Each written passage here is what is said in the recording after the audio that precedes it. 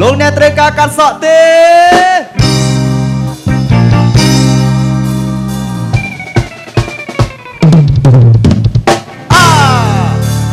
កាត់សក់លងសុង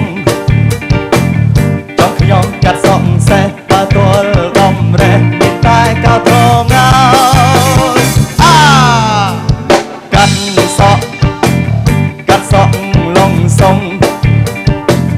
សក់ជ្រូករៀបការទៅខ្ញុំមិនកាត់បំរើតាមតែចិត្តប្រាថ្នា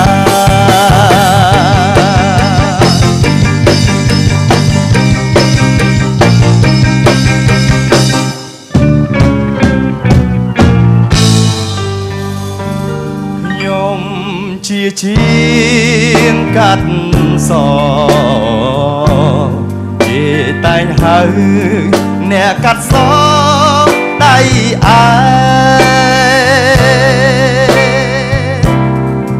តែចម្លែកខ្ញុំថាកូនចង្រៃ